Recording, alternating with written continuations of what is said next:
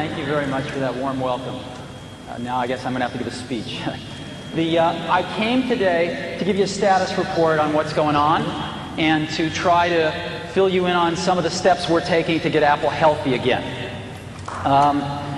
As you know, I'm the chairman and CEO of a company called Pixar, and thank you. And I, like a lot of other people, are pulling together to help Apple get healthy again, and I am extraordinarily confident that that is going to happen. Now, when I started to get involved, a lot of people gave me advice. And some of the advice that was the most popular was Apple has become irrelevant. There was a great one that was Apple can't execute anything.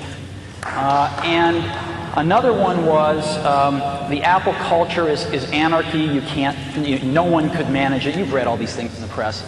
And after 4 weeks, here's what I found. Quite the opposite of these things, actually. Apple's not as relevant as it used to be everywhere, but in some incredibly important market segments, it's extraordinarily relevant. And I want to share some of that with you today. Apple is executing wonderfully on many of the wrong things. The ability of the organization to execute is really high, though. I mean, I've met some extraordinary people at Apple. There's a lot of great people at Apple. They're doing some of the wrong things because the plan has been wrong. And lastly, what I found is rather than anarchy, I found people that can't wait to fall into line behind a good strategy. There just hasn't been one.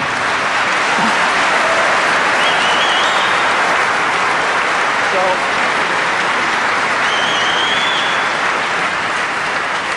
what I see is the makings of a very healthy company with some extraordinarily talented people who are still just as passionate and committed to the dream of computing as they ever were, that need to come together and get a great plan and then start to execute it, and that's exactly what's been happening over the last 4 weeks. Now, what's the fundamental problem? I think the fundamental problem is a little more subtle. I think this is a symptom, but in a nutshell, excuse me. In a nutshell, that's it. Right? Apple's sales in 1995 were 11.1 billion. In 96, they were 9.5 billion, and in this year they'll be, 7 billion plus or minus a little bit. That's the problem, or the symptom, depending on how you look at it. And that needs to be stabilized and turned around, and people are working very hard to do that. So what are some beginning steps that we're going to take? One of the first ones has to be to start at the top. Apple's done a lot of change at the bottom, and I think this change needs to start at the top with the board of directors. Focus on relevance. Apple needs to find where it is still incredibly relevant and focus on those areas. It needs to figure out what its core assets are and invest more in them. Apple has neglected its core assets for a while. It has to forge some meaningful partnerships, not just partnerships and press releases. And it needs to define some new product paradigms. And we've got some great ideas. I'm not going to be talking about products today, though. I just want to let you know that we have some wonderful ideas that you'll be hearing about between now and the end of the year. So let's talk about some of these. Board of directors.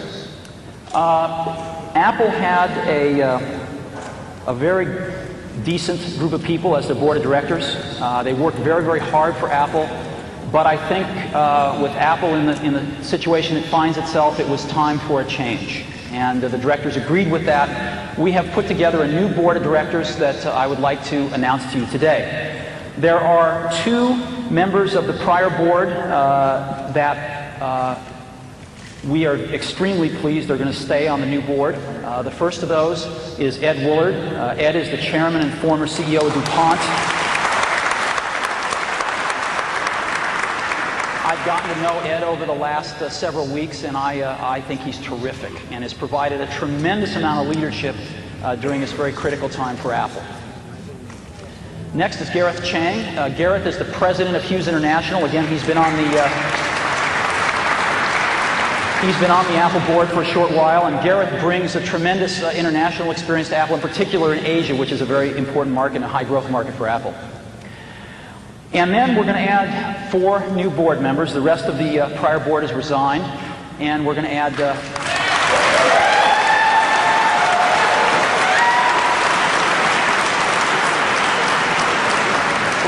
4 new board members to carry the company forward. The first is Larry Ellison, CEO of Oracle.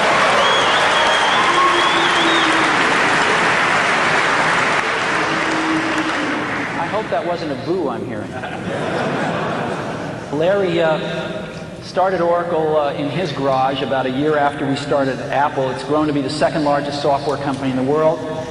We would like to do a lot more in terms of software, and we thought having some software industry expertise would be a good idea on the board. Second board member, Jerry York, former CFO of IBM and Chrysler.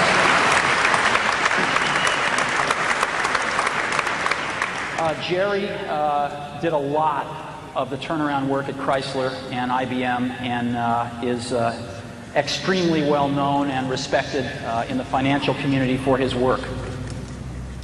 The third new board member is Bill Campbell, CEO of Intuit.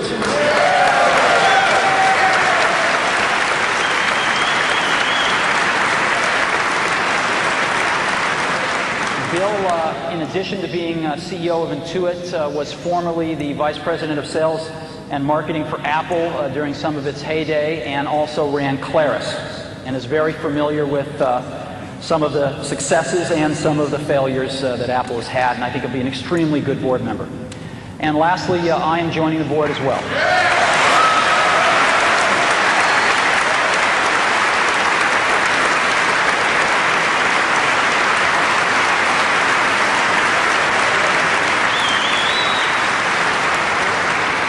I'd like to just take a moment and thank the outgoing board members. I think it has not been an easy job to be a board member of Apple over the last few years, and these are very decent people, and they've been trying very hard to do the right thing for the company. And to welcome our new board members, I think we have a really exciting task ahead of us to help the management team and guide Apple back to health and to prosperity. And so I hope you'll agree that this is a pretty sweeping change. We're adding a tremendous amount of industry expertise. We are not naming a chairman at this time. We're going to wait till we have a new CEO and sort things out when that happens at that time. Now, I put together a little video. If you'd like, I'll show it to you. That just we asked the board members a few questions, and you can just maybe get a little familiar with them. Would you like to see it? Let's go ahead and roll that.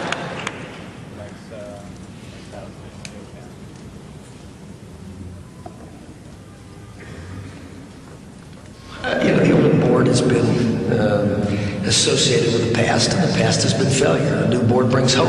The new group of people on the Apple board are all computer insiders. We've all been in the computer industry. Everyone knows that the computer industry changes at the speed of light.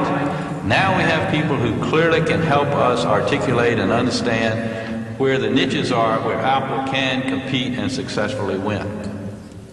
So a lot of times we try to focus on ourselves, re-engineer ourselves internally, and we forgot sometimes who pays the bills. It's the customer out there pays the bills. You know, one of the things that bothered me years ago was when they raised prices. I thought that was it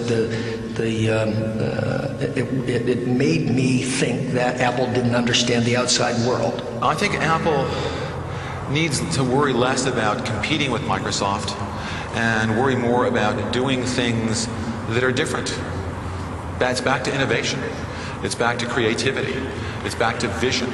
No one's really going to believe Apple can be successful until we get the revenues and the costs back in line, and that means we got to start growing the revenues again. Companies have to look at everything they're doing and determine, you know, what are core competencies, what are the core parts of the business. In a sense, Apple is trying to do too many different things. We need to focus on a handful of things and do them really, really well.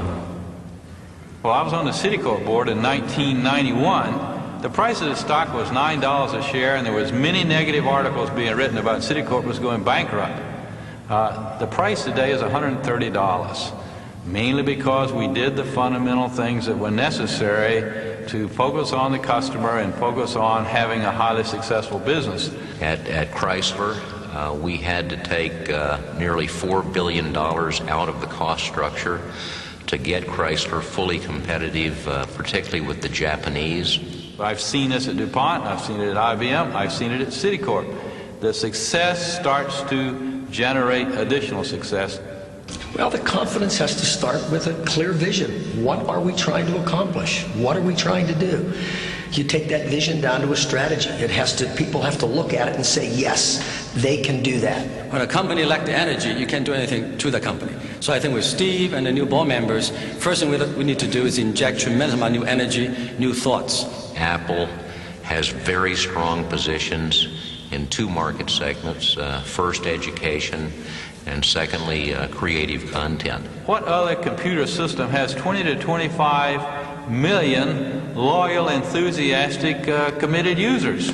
Just building on that base, recapturing their dedication and strength because we're bringing out great products. Whenever you have a strong position in a market segment, you can capitalize on that. You know, Apple's the only lifestyle brand in the computer industry. It's the only company that people feel passionate about. You know, my company, Oracle, it's a huge company. IBM's a huge company. Microsoft's a huge company. But no one has incredible emotions associated with our companies. Only Apple is really a lifestyle brand. And companies can spend billions of dollars to build a brand. Apple does not have to do that. It's already been done. The important thing is to build products that are wonderful and, or as Steve would say, insanely great. And it's time to start building insanely great products. The biggest thing you can do is go out and buy a Mac. Do I use a Mac? Absolutely, I use a Mac. I have 3 of them in my home. I've been using a Mac since 1984, and I'm not about to stop. I probably own every single machine that Apple had ever produced, and I can tell you, no one can change me in terms of personally what machine I will use. It's got to be a Mac.